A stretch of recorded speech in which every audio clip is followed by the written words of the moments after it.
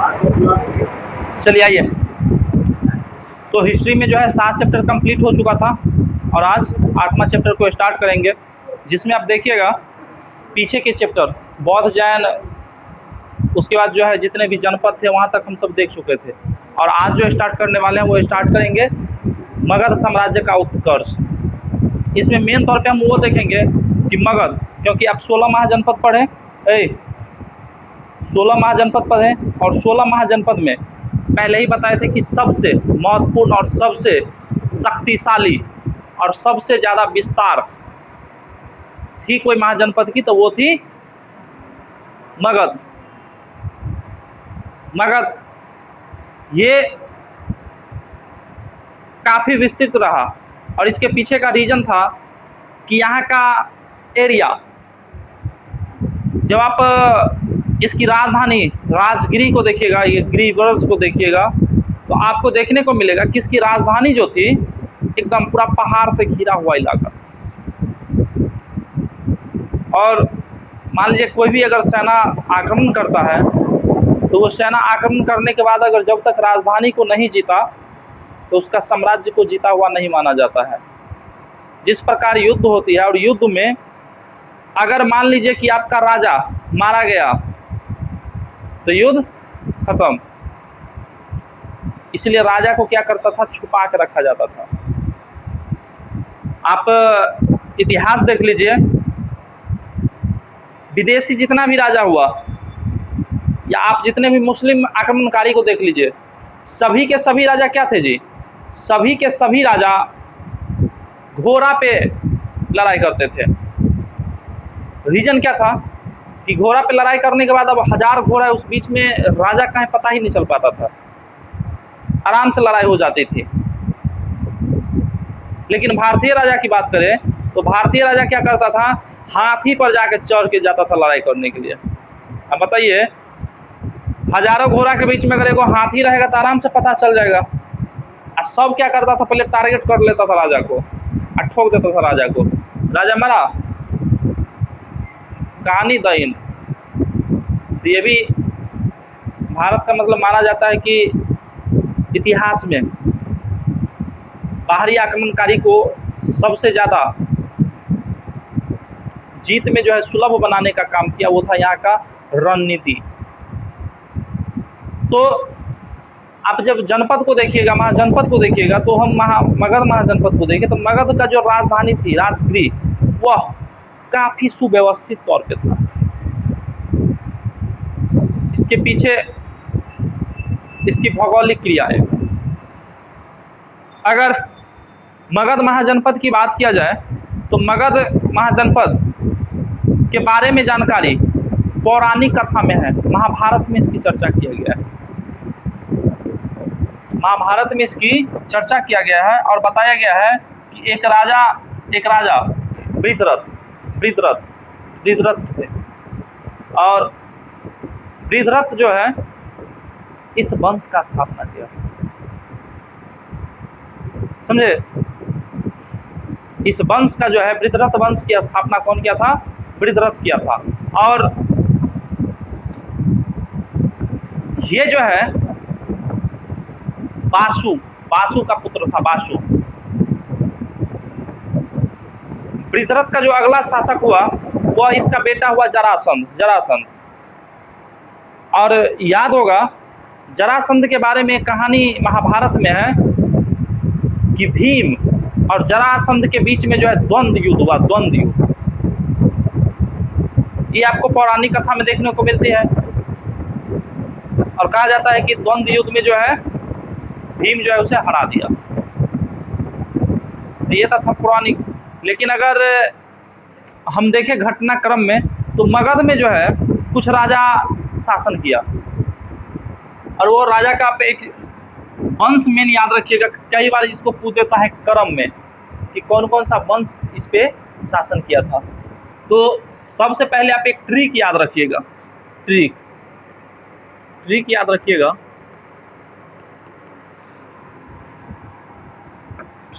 और ट्रिक का नाम याद रखिएगा हसीन,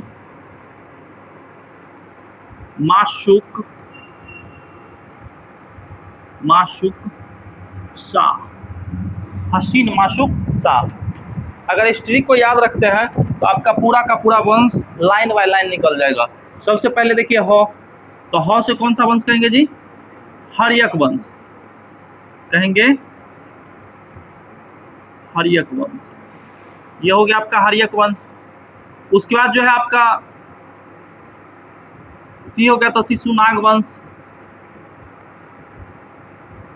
शिशुनाग वंश,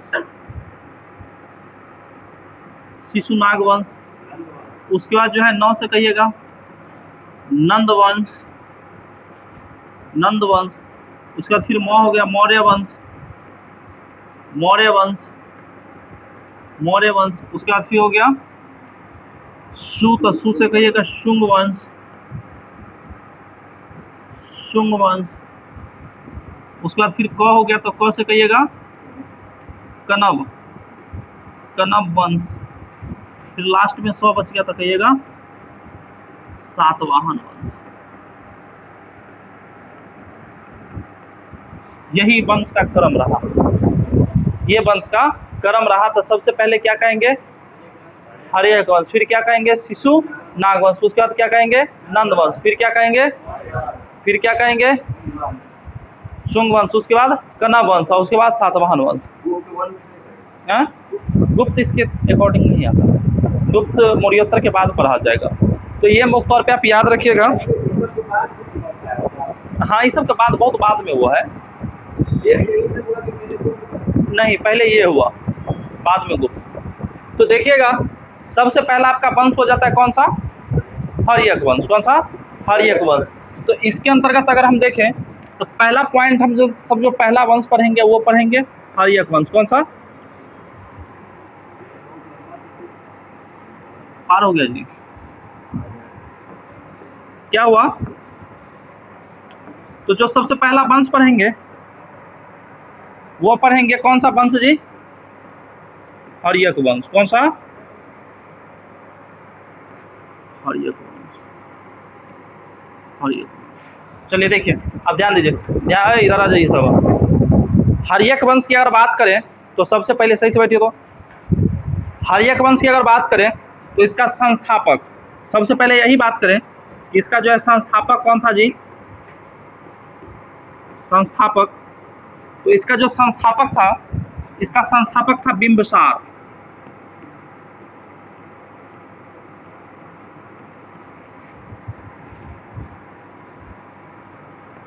बिंबिसार, बिंबिसार, बिंबिसार जो है इसका संस्थापक माना गया। बिंबिसार, आप याद करिए जब आपको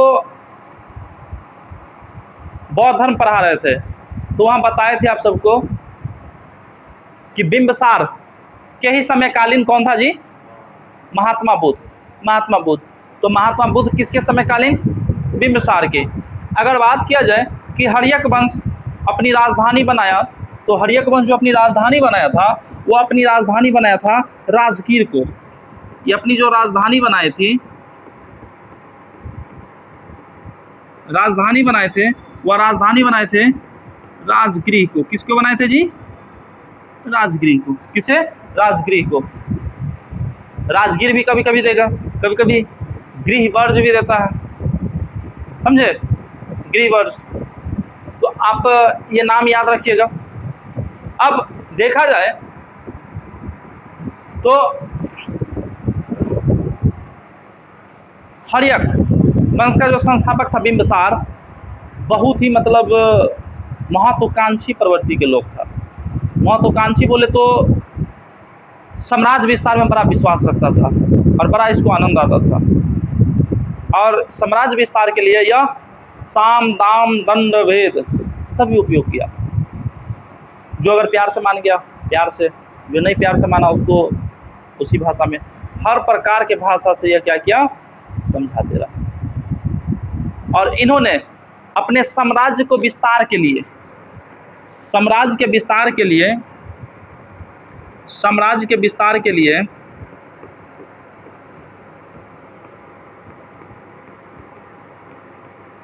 साम्राज्य विस्तार के लिए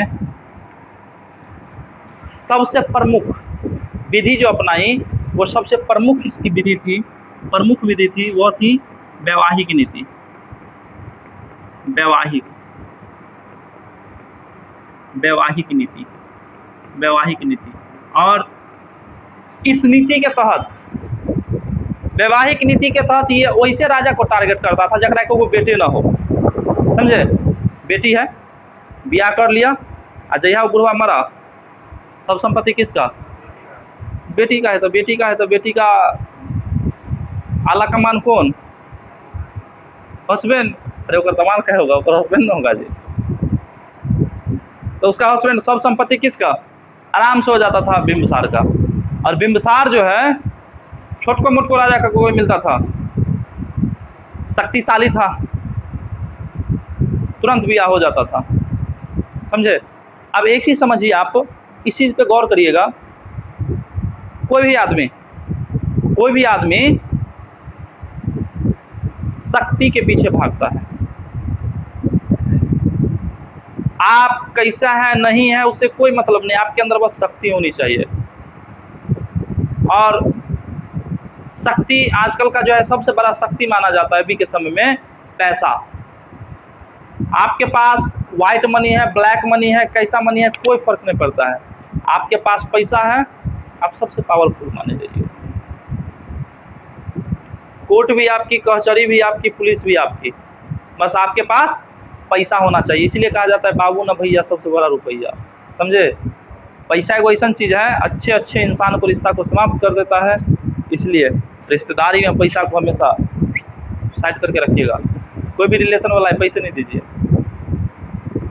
पैसा दीजिएगा समझिए रिश्ता खराब करने का वो नींव डाल दिए। इस चीज़ को समझ गए।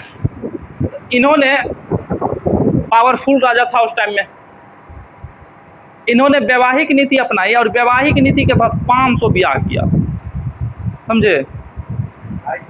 500 एकदम। अब एगो दूगो बढ़ सकता है, लेकिन 500 ब्याह किया था ये। अब 500 ब्याह किया ना, अब मान लीजिए ज़्यादातर टारगेट किसको किया? नवरसा जिसको कहते हैं, नवरसा जिसको भाई ने है वैसन को। और बुढ़ारी, समझे, एगो टांग कबर में लड़का तैयो ब्याह कर लेता था, समझे। बेड पर से उठ नहीं पाता तैयो जाके ब्याह करने चल जाता था। ऐसा नहीं राजा था। और इन्होंने विवाह किया। अब सोचने वाली बात है, 500 ब्याह किया जी, कितने? 500 कन्या। अब 500 कन्या मान लीजिए 1 साल 365 दिन, फिर भी कितना कन्या बच गया? 135 कन्या। बाय द वे अगर एक दिन भी रहा फिर भी 135 कन्या उसका बच गया। तो क्या किया जाए? क्या है, जानते हैं, राजा सब जो पहले का था बहुत ही दिमाग लगा कर रखता था। होता क्या था, बहुत सारा विवाह किया।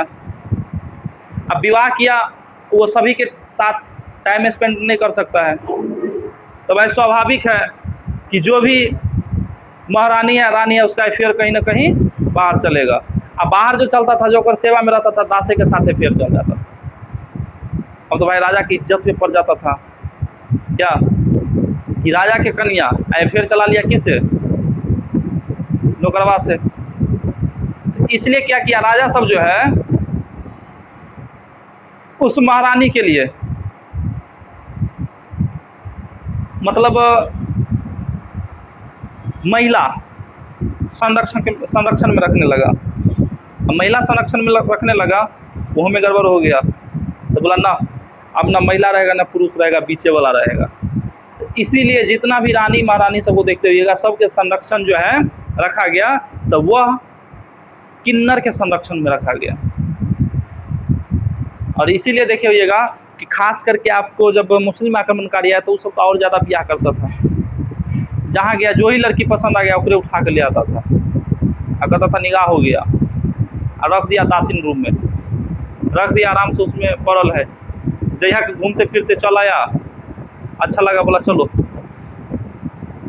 तो ये बिंबिसार भी वैवाहिक नीति को अपनाया और वैवाहिक नीति के तहत यह कितने विवाह किया जी? 500 विवाह किया। 500 विवाह, 500 विवाह किया, 500 विवाह किया। अब जानते थे बिंबिसार का एगो बेटा था अजातशत्रु। अजातशत्रु एगो लड़की से प्यार करता था, लड़की बहुत स्मार्ट।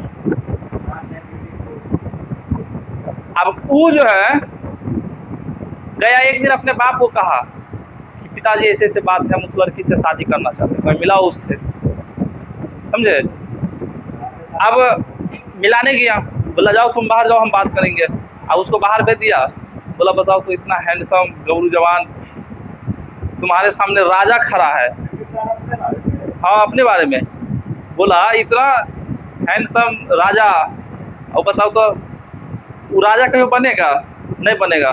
अरे हमसे ब्याह करो, महारानी कहलाओगे बस। बाद में अजातशत्रु आया, बोला क्या हुआ पिताजी, ठीक ठाक है? लड़की बोलता है हम तुमसे शादी नहीं करेंगे, हमें तुमसे नफरत है, हमें तुम्हारे पिताजी से प्यार हो गया है, समझे। अब बस हो गया उधर अजातशत्रु का ब्रेकअप, समझे। यहाँ हो गया बिंबिसार से पैचअप। अब बस दोनों गया ब्याह कर लिया। अब बताइए जो गर्लफ्रेंड थी वो बन गई माँ। अब इस चीज सब लेके जो है ना अजातशत्रु को बड़ा आहत हुआ कि बाप रे बाप, हमारे बाप जो है हमारी खुशी नहीं देखना चाहता है।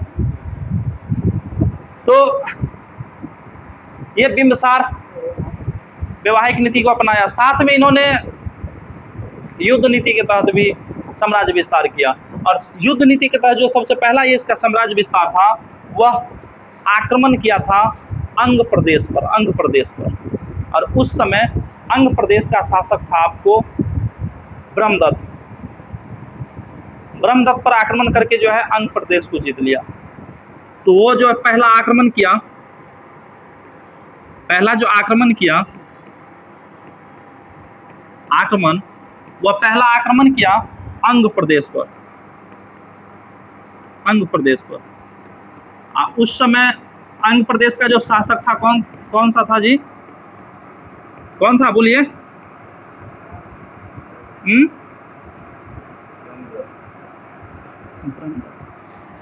और ब्रह्मदत्त को जो है युद्ध में हराकर क्या किया? अंग को जीत लिया, अंग को जीत लिया। उसके बाद आगे की बात किया जाए तो इन्होंने मैत्री, मित्रता नीति भी अपनाई। मित्रता नीति के तहत देखिएगा कि एक राजा था चंद्रप्रद्योत। चंद्रप्रद्योत जो है उस समय उसको हो गया था पीलिया रोग,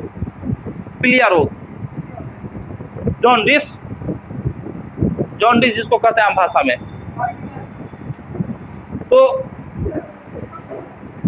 जॉन्डिस की अगर बात किया जाए तो ये हो गया किसको? चंद्रप्रद्योत को। और बिंबिसार जो है अपना वैद्य जीवक को PYQ में पूछा गया है, तो याद रखिएगा कि राजा था चंद्रप्रद्योत।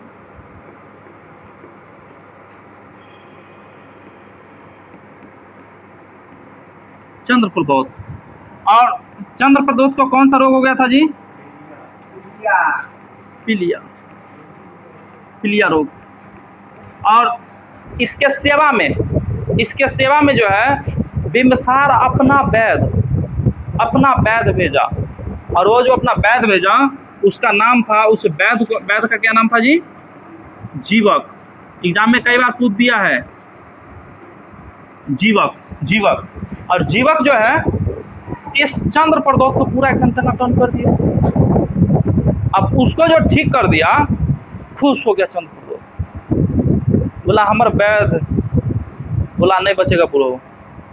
उधर बोला कि दूसरा जगह से वैद्य आया, वो बोला नहीं बचेगा। महाराज आपका वैद्य में क्या बात है, हमको ठीक कर दिया। और ये जो है पूरा एकदम ठीक कर दिया। और यह खुश होकर बोला कि हम आपकी अधीनता स्वीकार करते हैं। इस प्रकार अधीनता मतलब हम आपके अंदर हैं। अब हमारा साम्राज्य आपके अंदर है, आप जो फैसला लीजिएगा वही होगा। तो ये चंद्र प्रद्योत भी क्या किया, इसकी अधीनता स्वीकार कर लिया, ये भी क्षेत्र इसको मिल गया। लेकिन इसका नजर था लिच्छवी पे, लिच्छवी पे, लेकिन ये क्या हुआ जी, लिच्छवी को जीत नहीं पाया। लिच्छवी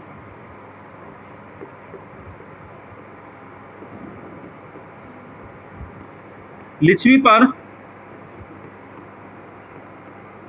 आक्रमण किया, लेकिन यह आक्रमण क्या हुआ जी, असफल रहा, असफल रहा, असफल रहा। इधर देखा कि बिम्बिसार एकदम बूढ़ हो गया, समझे, बुढ़वा हो गया, न गद्दी छोड़ रहा है, न ब्याह करना बंद कर रहा है। अगर ब्याह ऐसा हाल में होता था कि 4-4 आदमी उसको टांग के ले जाता था, हाथ ऐसे ऐसे थरथरा रहा है संदूक करने के लिए, 4 आदमी पकड़ा है, हाँ पकड़िए पकड़िए महाराज सही से, बस पकड़ के ऐसे झूल रहा है, ऐसे झूल रहा है, बस घसवा देता था, हो गया ब्याह। हाँ, बाल बच्चा ना हो, अब सुंदर बीवी रहता था ना। हाँ, अब एक बात बताइए, आप मार्केट में निकलते होइएगा तो देखते होइएगा, देखने में एकदम लंगूर रहता होगा, लेकिन कन्या एकदम टॉप क्लास लेके घूमते रहते हैं। 1 पीस लेकिन वही जलाने के लिए काफ़ी रहता है ना। हाँ, थोड़ा इससे क्या होता है, आपका मान मर्यादा बढ़ेगा कि वाह सलमान का कन्या एकदम टॉप क्लास की। इसी प्रकार राजा महाराजा क्या होगा, बुढ़ारी में भी अपना शक्ति प्रदर्शन करने के लिए शादी करता था, समझे। वो ये इसलिए नहीं करता था कि भाई इससे हमारी संतान 500 कन्या है, कगरों से संतान उत्पत्ति कर लेगा, समझे। और अभी जिस प्रकार अभी आप देखते हैं कि एज ए ह्यूमन बॉडी 40-50 जाते जाते काम करना बंद कर देता। पहले के राजा महाराजा बड़ी टाइट होता था जी, 120 साल जीता था तो ये एकदम हिस्ट पुष्ट रहता था। इन्हें कहते कि पूर्ण हो गया, एकदम पूरा पुरुष रहता था, इसलिए ब्याह करते रहता था। राजा महाराजा जो है स्त्री को एक खिलौना की तरह यूज करता था, समझे। वो डायरेक्ट करता था, स्त्री जो है ना खेलने की चीज है, खेलो फेंक दो, जब यहाँ मन कर गया तो वहाँ संरक्षण है, जो खिलौना पसंद आया फिर उसको लेके आओ, उसके साथ जो जैसे करना है करो, फिर ले जाके उसमें डाल दो। और यही था, शादी ब्याह करता था तो बुढ़ारियों में ब्याह करने का मेन रीजन यही रहता था। तो देखा बिम्बिसार बूढ़ हो गया, अब तो यो ब्याह कर रहा है। अब ब्याह करके 120 एज था, वो काल में संतान हो जाता था जी। बुढ़ों में पावर है, तो देखता था इधर जमीन धीरे धीरे बंटवारा हो रहा है, समझे। अजात शत्रु सोचा कि बुढ़ो हमको राजा नहीं बनने देगा, ये बुढ़वा चाहता है कि हमको राजा न बनने दे, मतलब बुढ़ो को ही टपका देते हैं। सबसे बड़ा बेटा था, सबसे योग्य भी था, बुढ़वा का फिर वो शादी फिक्स हुआ, समझे। अब शादी फिक्स हुआ तो पहले ही से तो बेटा पहले ही उससे बगावत कर लिया था भाई, गर्लफ्रेंड अजात शत्रु की, अब ब्याह कर दिया बाप, टेंशन तो होगा। अब वो समझिए सबसे दुख की बात तो ये है कि वही घर में रहता है, समझे। हाथ में हाथ डाल के घूमना चाहिए था अजात शत्रु का, घूम रहा है बिम्बिसार के साथ, वो और दुख होता है। अब देखिएगा सबसे बड़ी चीज, समझे,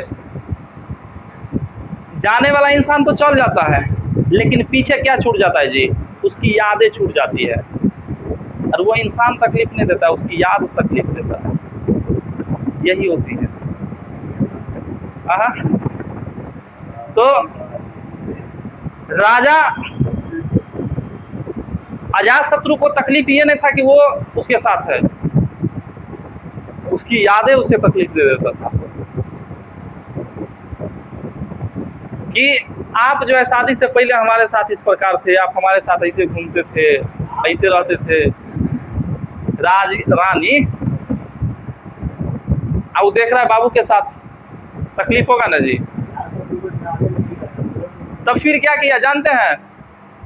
अजात शत्रु बोला ब्रो को खिलाना करते हैं और खुद राजा बनेंगे, और राजा बनेंगे तो फिर सुंदर सुंदर कन्या किससे ब्याह करेंगे? हमसे करेगी। क्या किया? ये जो है एक दिन बापे को मार डाला, रात में सुतल था, गया बस उठाए काट दिया बाबू को, और इस कारण जो है ये अपने पिता की हत्या कर दिया। अजात शत्रु अपने पिता का हत्या कर दिया, इसीलिए इसे कहा गया पितृहंता। समझे? पितृहंता मतलब बोले तो पिता की हत्या करने वाला, पिता की हत्या करने वाला। तो अजात बिंबिसार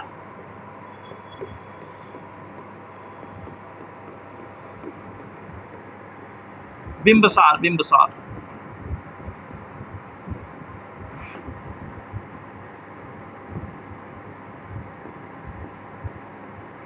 बिंबिसार की हत्या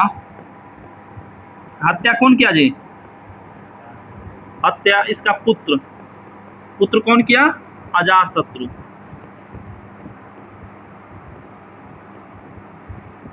अजातशत्रु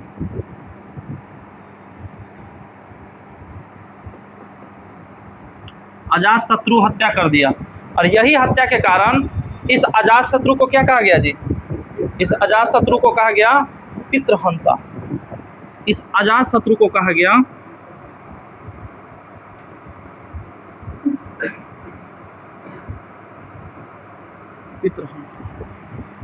पितृहंता।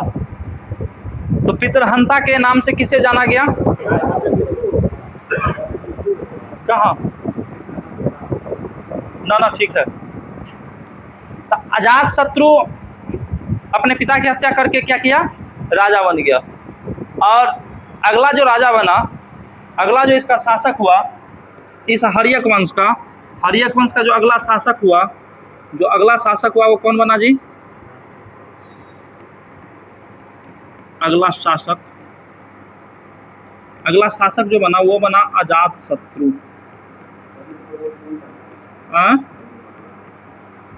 राजा था। अब देखिएगा, अजातशत्रु राजा बना तो पिता कैसा भी हो, लेकिन बाप होता है। जब आप रामायण देखिएगा तो रामायण से एक शिक्षा हम सबको मिलती है कि पिता अधर्मी हो, दुराचारी हो, लेकिन पिता का स्थान सबसे ऊंचा होता है। वह पुत्र सर्वश्रेष्ठ माना जाता है जो अपने पिता की आज्ञा को पालन करे। भगवान भी उसकी पूजा को स्वीकार नहीं करता है जो अपने पिता का पूजा नहीं करता। तो ये शिक्षा देखने को मिलती है।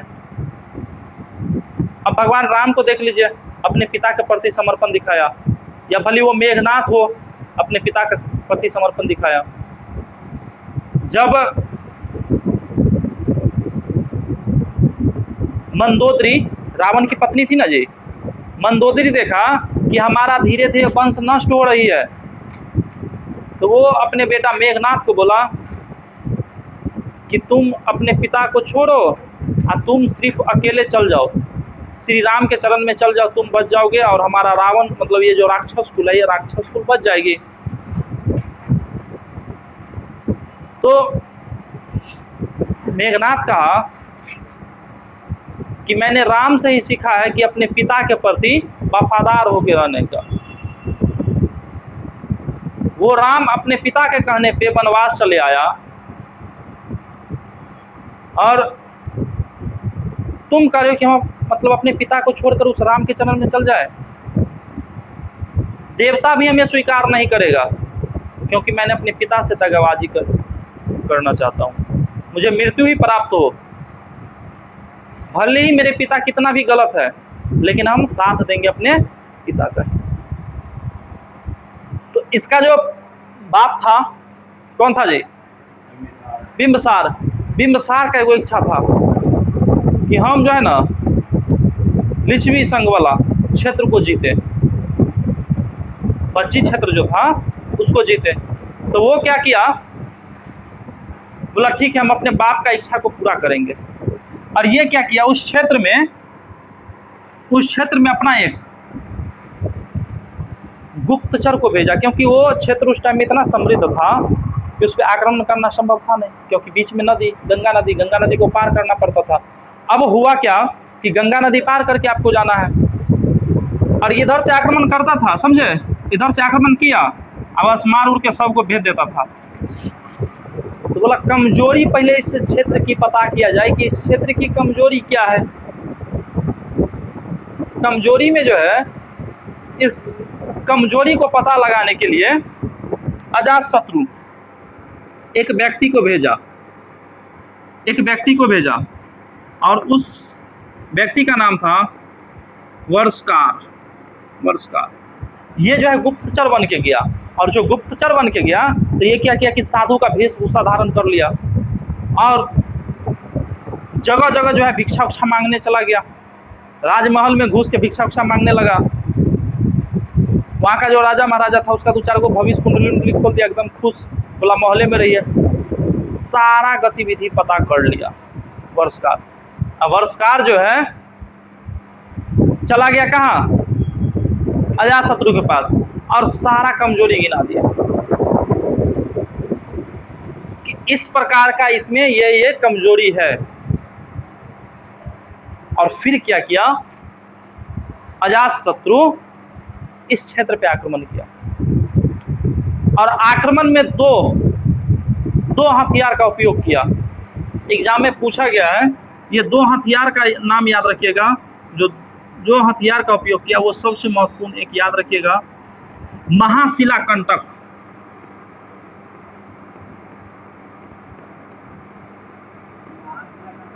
बताते हैं, महाशिला कंटक, और एगो याद रखिएगा रथ मूसल।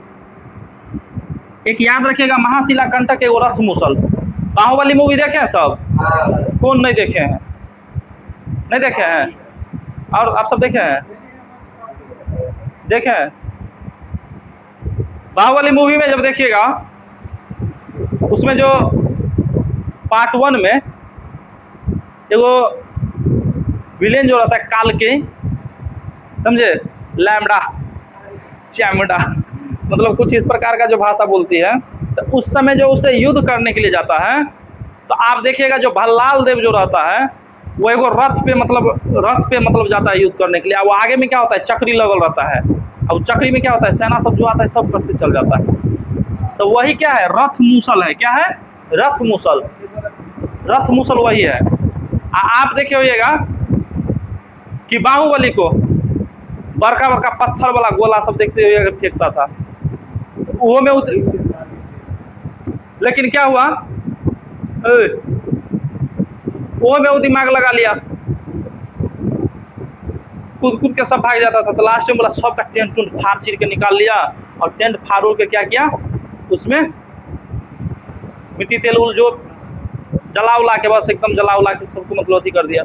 तो महाशिला कंटक मतलब क्या, बड़ा बड़ा पत्थर का उपयोग किया, और यह जो मुख्य तौर पे उपयोग किया जाता था किला तोड़ने में। अब बड़ा पत्थर मारता था, दीवार तोड़ देता था, सैनिक आसानी से घुस जाता था।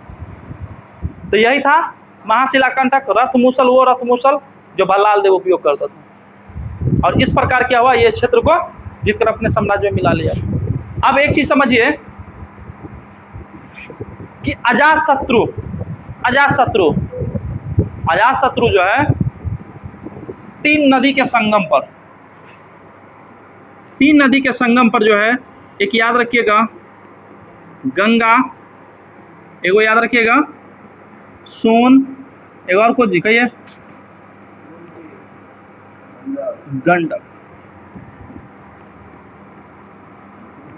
गंडक नदी के संगम पर, इसके संगम पर जो है एक सैन्य छावनी तैयार किया,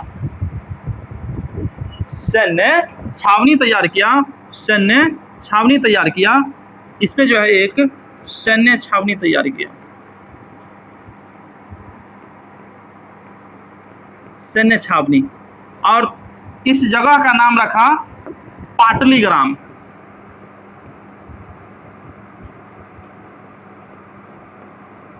इसका नाम क्या रखा जी? पाटलीग्राम। और यही बाद में जो है पाटलिपुत्रा नाम से जाना गया, वही पाटलिपुत्रा पटना के नाम से जाना गया। समझे? तो देखिए कहाँ से पाटलिपुत्रा का मतलब इतिहास उठा है। इसका शुरुआत करने वाला अजातशत्रु।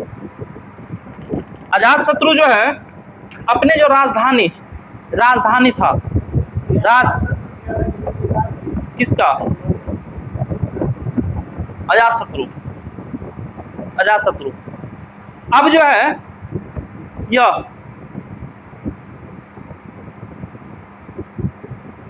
पाटलिपुत्रा का स्थापना किया अपने राजधानी को सुरक्षित करने के लिए। जो इसकी राजधानी थी, राजधानी क्या थी? राजगिरी। राजगिरी को क्या किया? किलाबंदी करवा दिया। ये कौन करवाया जी? अजातशत्रु। कौन करवाया था? तो इन्होंने अपने राजधानी राजगिरी को क्या किया जी? किलाबंदी करवाया। मतलब चारों बगल, ये मान लीजिए माहौल वहल है, रहने की व्यवस्था, तो इसमें क्या किया? चारों बगल जो है दीवार डलवा दिया, दीवार, किला। दरभंगा गए थे ना, दरभंगा में देखिए कि बड़ा बड़ा दीवार है, समझे? खूब ऊंचा ऊंचा दीवार सब है। तो वही क्या है कि अंदर में जितने भी राजा महाराजा के रहने वाली व्यवस्था है उसको सुरक्षित रखा गया है। और जब दीवार के आप ऊपर में जाइएगा तो ऊपर में चलने के लिए एकदम पूरा फैला जगह होता है। और जिस प्रकार मान लीजिए दीवार हो गया, ये दीवार हो गया, तो इस दीवार में छोटा छोटा कट मिलता है, छोटा छोटा कट। और जो छोटा छोटा जो कट रहता था दीवार में, ये छोटा, इसमें सेना रहता था। और सेना जो है अपना हथियार लेके तंज कि बाहर से कोई आक्रमण किया तो यहाँ से हम डायरेक्ट उसको जवाब देंगे। तो ये व्यवस्था होती थी। तो इसको किलाबंदी डायरेक्ट, अगर ये पूछा जाए कि राजगिरी को किलाबंदी किसने करवाया तो क्या कहिएगा? अजातशत्रु। और अजातशत्रु के समय में ही धार्मिक क्षति बहुत हुई, धार्मिक क्षति। और धार्मिक क्षति के तहत देखिएगा इस समय में जो है धार्मिक क्षति हुई। और इस क्षति के तहत इस समय तीन धर्मगुरु का क्या हो गया जी? देहांत हो गया। जिसमें सबसे पहला कौन सा था जी? महात्मा बुद्ध। उसके बाद आप याद रखिएगा महावीर स्वामी।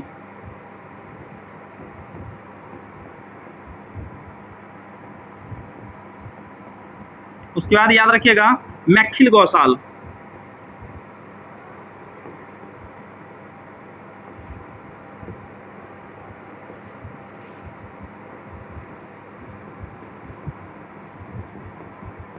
मैखिल गौशाल, इसकी तीन की जो है मृत्यु हो गया। तो ये क्या हुआ जी? धार्मिक क्षति हुई। क्लियर यहां तक? आगे आप याद रखिएगा कि प्रथम बौद्ध संगीति हुआ। प्रथम बौद्ध संगीति बताए हैं आप सबको कि प्रथम जो बौद्ध संगीति हुआ था वह किसके काल में हुआ था जी? बोलिए।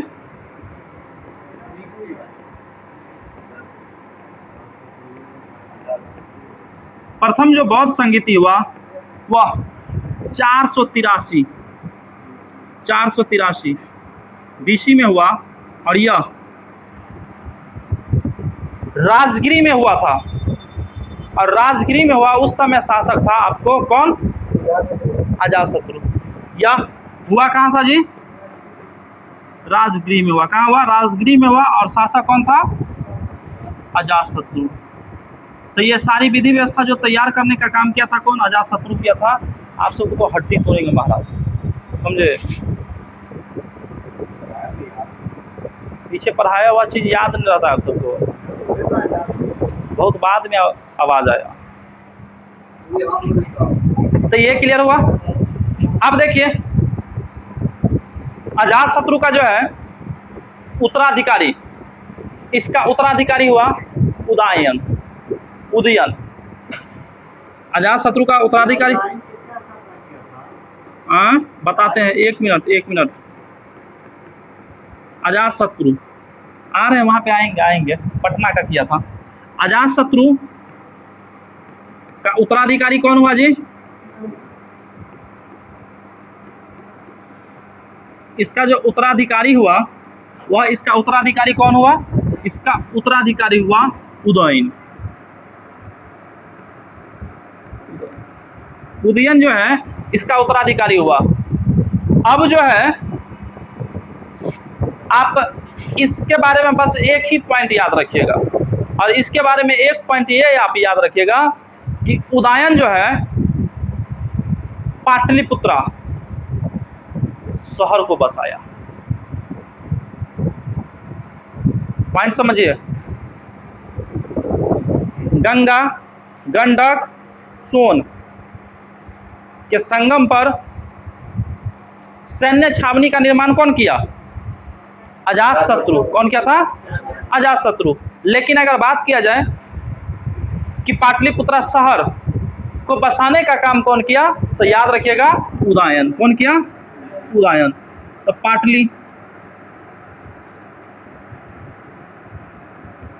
पाटलिपुत्रा को बसाया कौन जी? बसाया उदयन। क्लियर यहाँ तक? यही पॉइंट याद रखिएगा। आगे याद रखिएगा कि इस हर्यक वंश का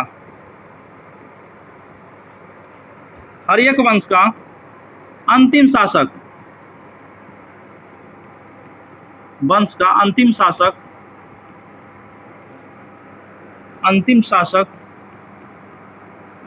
कौन हुआ जी? बोलिए तो, कोई जो बोलिएगा उसको डायरी मिल्क बोलिए।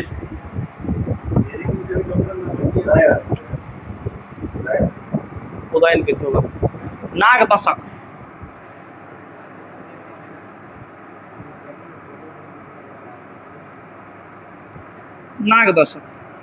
नागदशक जो है इस हर्यक वंश का अंतिम शासक हुआ, और इस प्रकार जो है हर्यक वंश समाप्त।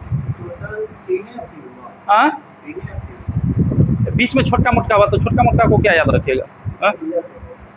तो यहाँ देखिए क्लियर यहाँ तक। अब आप याद रखिएगा इस प्रकार हर्यक आपका समाप्त हुआ, और हर्यक वंश समाप्त होने के बाद जो है यहाँ पे शिशुनाग वंश आ गया, क्योंकि इस नागदशक का जो है हत्या कर दिया शिशुनाग, और शिशुनाग जो है एक नया वंश की स्थापना किया, वो किया शिशुनाग वंश की। अब पहले इसको लिख लीजिए, फिर जो है दो वंश को आगे बता देंगे। वीडियो को रोक दीजिए।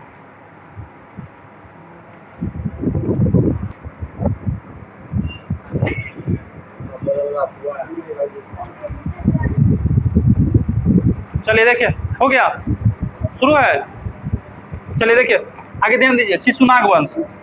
अब आगे ध्यान दीजिएगा, शिशुनाग वंश की अगर बात करें तो यह शिशुनाग वंश, इसकी अगर स्थापना की बात करें, मतलब संस्थापक, इसका संस्थापक कौन रहा?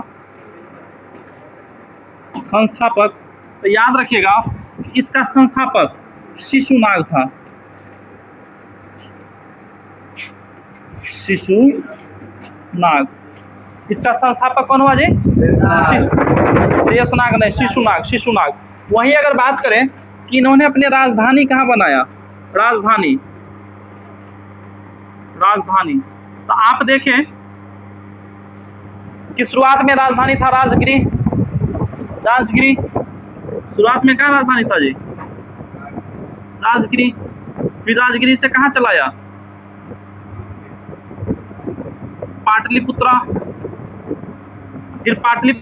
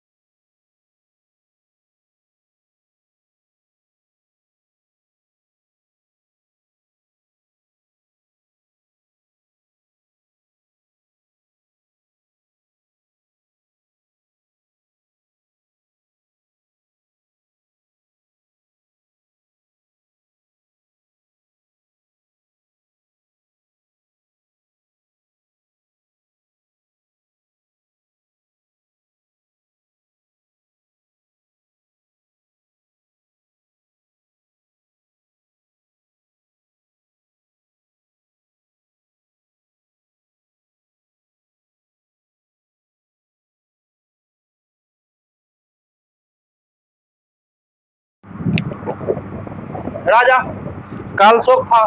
और साथ में आप याद रखिएगा कि ये हुआ कहाँ था जी? तब